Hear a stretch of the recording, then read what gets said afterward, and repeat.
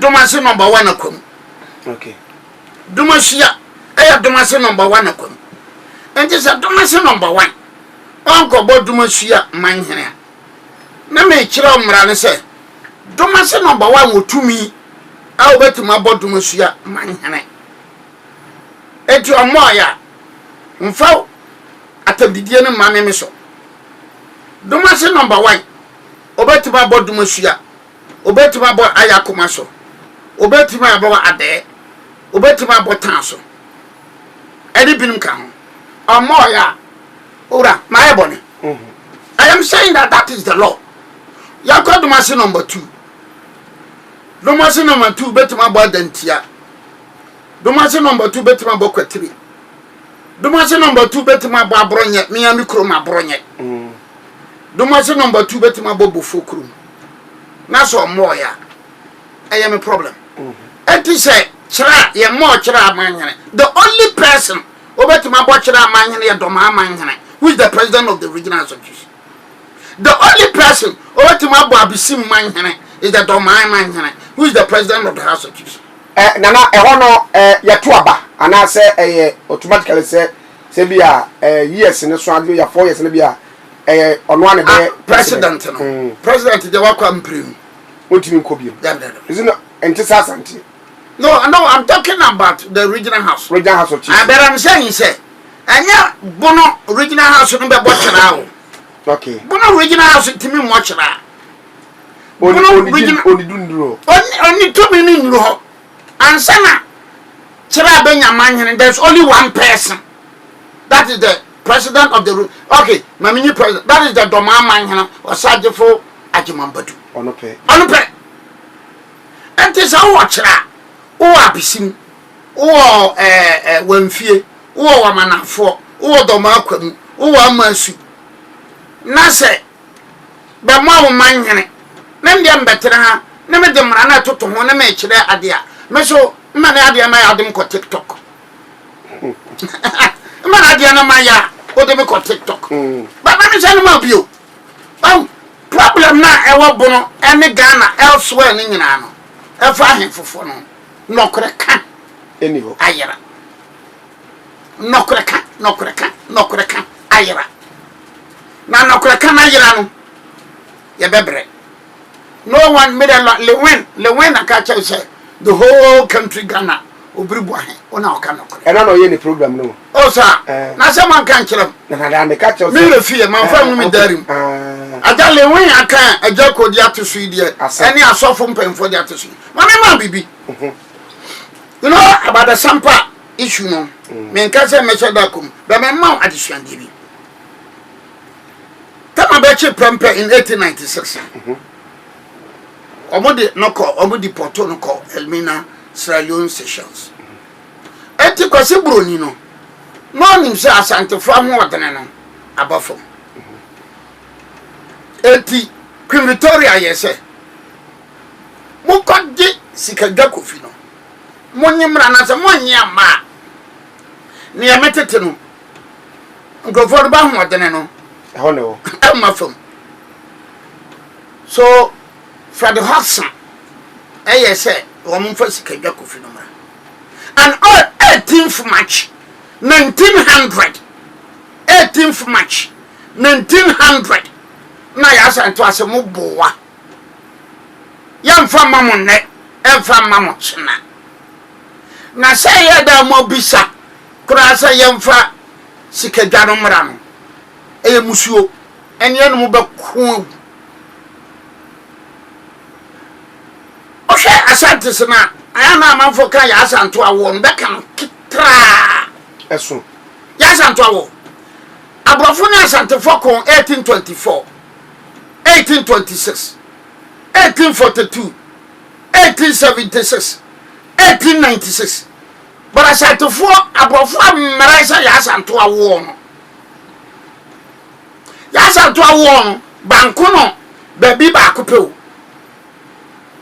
ya santo awo no bakobi kranza because I abrofo no de troops ni be free can tampon na buy ya santo awo no wo mukumi wo brekum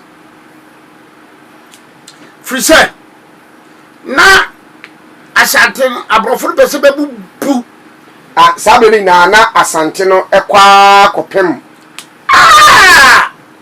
bono fu 15th November 1900 15th November 1900 General Stewart ene makokoli eko brekum no 15th November 1900 eko brekum no na asante troops ni binu free buni sakwa sampa kwa twuma ene brekum ne ba camp wo ho okay ombom sie ho ban ombom mo ayi eti sampa buni sakwa japekrom kwa twuma 17th November no abrofo no wona be do okra 17th November abrofo do wona sa grofo no be braskata wona ntia na baskata 18th November 1900 no kwase broni timiche kwabana kire ewo atronie kwabana kire wo so one of Yasanto generals ne bia okay kwabana kire ne was one of the Yasanto generals ne bia but why we are me refu I want it to be on record say Yasanto awo no ene Yasanto ababasia no fatuo ba ko pese etoy never pass asante adi troops abuano pa because amra no there by 1900 no ne kwasi broni ate fort na wo ha no enti no waje akonya wo Kumasi sa amra so no ne kwasi broni akochina pe golden stool no okoha na wo ha okoha na wo ha okoha na wo ha na abrofo akobare no bamfa dankwa me ne koe be kofa offenso so ya wakata kwasi broni Fred Hosson yire watwere ya no just be the telegram ne be de eko enti hono nyina no from 1896 na mo che prempe no na be nim say asante ahodene no abafom but on 23rd March 1900 no Yasanto assembly 20,000 troops. Wow. 20,000 troops. 23rd March 1900. And Yasanto abuabuano. Abuabuano. Uli mnyenti oti mnya mema no sa. Yasanto ahu se abrofo no gisika dwano kwa. Abrofo na treya ma 1896 Bashi Kumasi. Sena akoko kra ntino abrofo na nyesika dwakofi no. Etini be die siesie. Eti abrofo ne be pesika dwakofi na Yasanto ka se hwe. Because Yasanto no ba chene nana ejoso hene. Ejoso hene ko se shares ni bi. Eti Yasanto da yento so 23rd March 1900 no. Ena Yasanto ka se na ma Asante for me ana ma me ka kiro. Wa ma ukunu wa ma wo ba be ma ameka asojafo na mebo ano no sa uma be ma bi afa wa watuntam ezo aka entama to atu amuso kene be ja be ma ne kwa noko yeah because all wa ma ukunu ma wa ma ba be ma wa kanta na sa oni be ma no da eti Yasanto on 23rd March 1900 Otimo organize 20,000 troops. 20,000 yen ntemu ha no.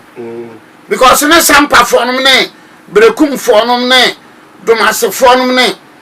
So so boabo mo ha. Ba so be boabo be. Nkuranza nyina. Eti Yasanto awo no, enya restricted to Kumasi ha. Makoli Stewart eni ba be ka hu nyina no. Bidim kokon nkuranza. Bidim kokon domase. Domasi was burnt on 15th November 1900. 15th November 1900. Domasi number 2 for emphasis. Domasi number 2. Broni amane ni anko Domasi number 1. Because Domasi number 1 there. No nye asantefo no bi what you say domase number 1 no nya asantefo no bi besunwane no from makom ne koye bebo ahin kokko ne ya nya ma no koye bele be ma ba chibio it is sunwane and take part in that war but the kwasi broni at domase okọ domase number 1 ho pasase no kwasi broni domase number 1 ni mfichire no de kwasi broni betena e nti ni mfichire ni ya domase number 2 ene roman sondan no eko roman school eko judgment safie horo na ndo ma 1 ni mfichire bakwa na kire no de domase number 2 bantama so kwa na kire fort no kwa na kire ku aborofo no bi e wo domase na kwa na kire no mote se aborofo no bi num so but the troops eba now I san to as say e wa ba ko se mu se ta kwa si broni oba brekum no oba be atake ashanti troops no a omo free sampa kwa twuma se kwa buni jape krom ene brekum no the den do ma hene opon yaw emma kwasi broni no troops the den upon the ma hene eti history books ru twere no wam pa mu hene emma wo mu troops eti benya kwamna kire no kire no kwamna kire no 15th November no abedru brekum 17th November no brekum fo no ene sampa ene sekwa ene kwa twema fo nte se ba chi kwamna kire no wa abene pa ti beti se ba chi kwamna kire no na jasa soja fo na ba boa ba no to fight for ya santo ani nyina ne bebra skata but ne bi no ho so some were arrested and brekum was burnt on 17th November 1900 abrafo she basheno bebe she tanoso bebe she techiri bebe she bechem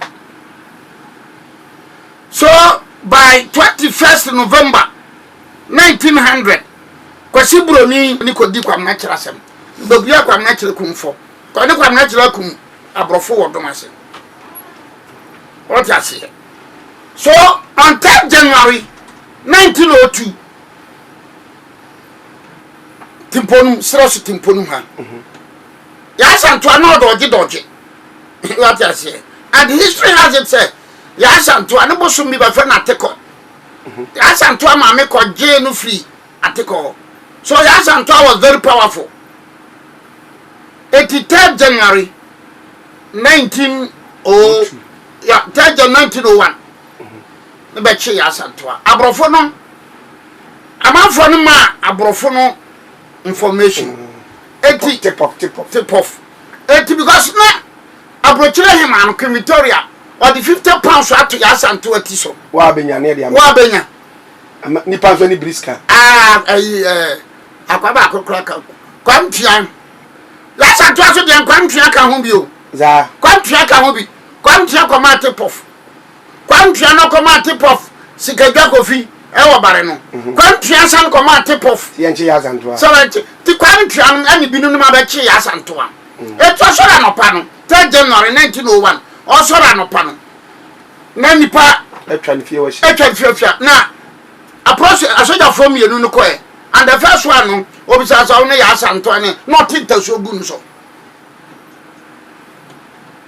ati be che ya santo na ho odre na sa be che ya santo akora no anhwaje no ko fofie ko kubu anunu benyai omko so kun hwa a British no gitum say baako but ya santo awo no tie anodi etino ya santo awo no aya na binim yen say ya santo a ejoso hima okotutu enya simple because woman build truths there were some asantifon so bia na they were abrofo na promise wom say mo be kan ye ho a na say ye wia ebi ni dropping So some ebinman fan wodene enwurem. These are some of the so obereni ntiama Ashanti Empire no eba famua.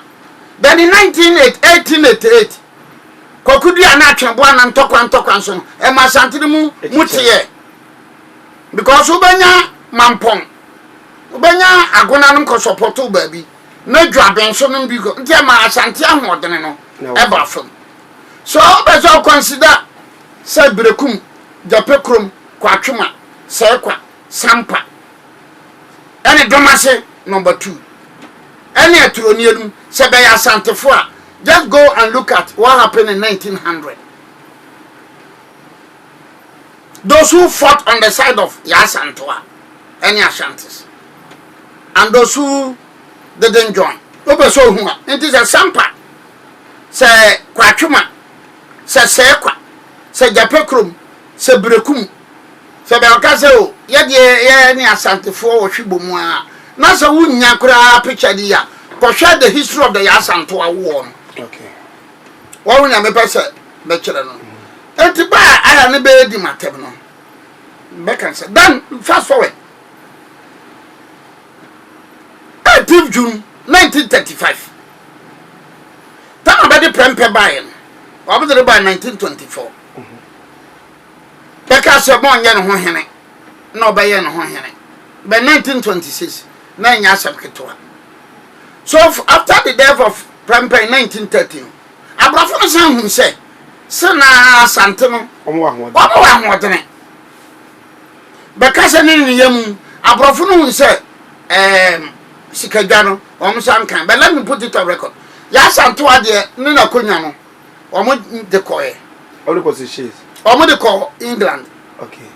Na omo ko ni pakro no te na droni sojani no guide the ejoso ho ya asante no no hu akonya no ne be so bi beto private mo robeto no toy otoye no ye Abrofo soja fugibi. And the daily newspaper of UK no published in 1950 say Yasanto and from the Joan of Arc, the Joan of Arc of Africa no na konya no obi ton £4. £4. Yeah, in 1902 1903. But minim say na no niama be de bro tumfo no say Yasanto akonya no e kan say nka ho so dia ene me motumfo aso ate e wo so dia ni ho say master historian o me dia call Akashi bi. Okay. Master historian. I know and so now Yasanto 14th August 1921 at 3:30 p.m. the time in our work. Okay. Tabam tra no media bro. Me ma ba mbeto mba umienti no. Ye ntabo ya wo na wa twa abo. Me ma jai. Wasi. Aka, me ba beto me ba umia. Na mo ga na fo no bebre mo so nyam de. Me ka ba kosam na ye beda esa mi ntimi ntono me ba umia. Na quick one. Yasanto wu for the time na we ni mind na fe was August 1921 3:30 p.m. and Yasanto wu. Next week you better show. Right, I wish for Lord no bri boy former deputy general secretary the NPP Abanyoko no. Wono ana baumia train so di mate. Kan dey na wono ana etwie. Say baumia ana etwi na de. Ana no aba be di mate. Ana one Dr. Matipoku Prempe shadow. Bawo nti ese akwakwe bawupo. Aha, bawupo. Right, law Bamia de ruling on Ho High Court. Yeah. Does it have a legal effect on Ayana Amewu? Is me catcher Garden for any MPP 42. So, what mention you? And Mamma Yan Shini ya. And this Baba Manano ya call ditch. Now, Mamma, you're happy, so mechanic Kandapa Ekoshia.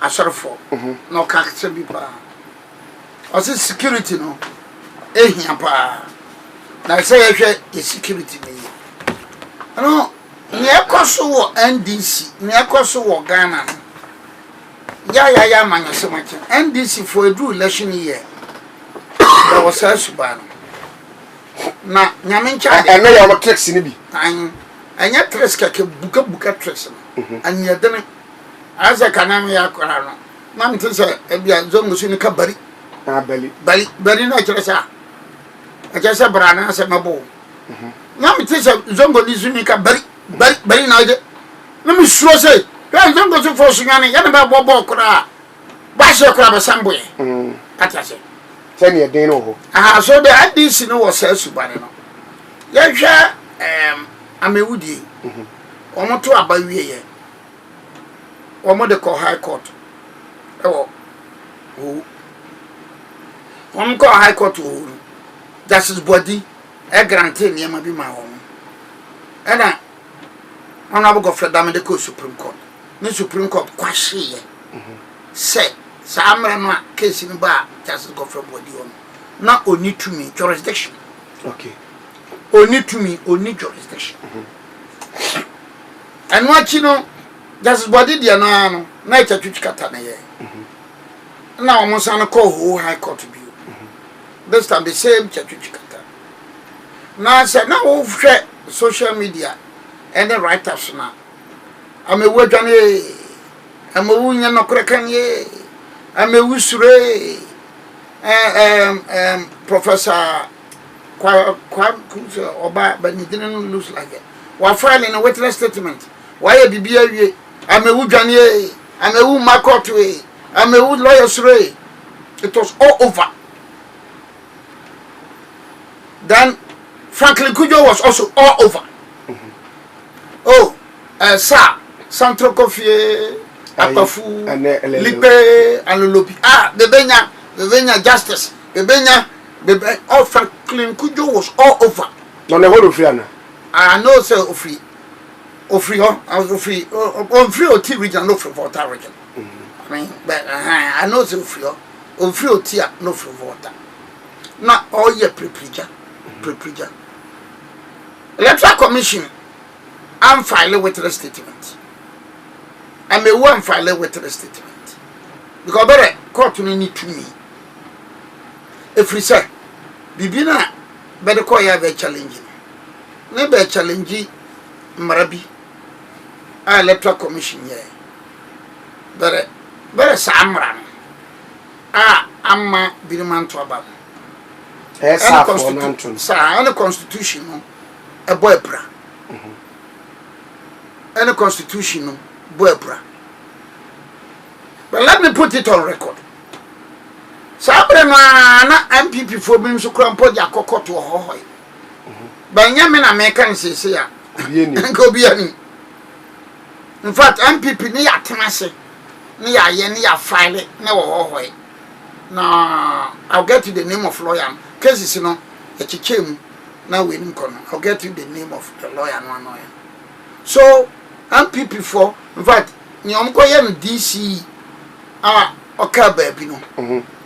On a crown, a demon got a time and ye shall come limit. And I don't know ye in Vamicran, I'm chocho on the Nipa, a Dunubako. Namika home, Frank Davis Cajon, Gary Nimako Cajon, Kwakwesi Cajon. Akoto ampa ka ho a man mienu boatan and that man mienu know me sakura ye bibia most of the cases keep kusudie enti mo benya na gene say Central Coffee Akpafu Lipe ene lolupino MPP for amma wo mani anko ho say ye different. I am saying it on authority. Some people for file and I'm codie, not judge and a cocassa. Judge and you, as some more can more challenging constitutional CIB, constitutional instrument. Now the constitutional instrument and a Ghana Amram, I might be coming am to a bar, minute to me a Supreme Court. Your judge and can answer. Marano. And so I was our movie, what is asking me? Wednesday, Aquada.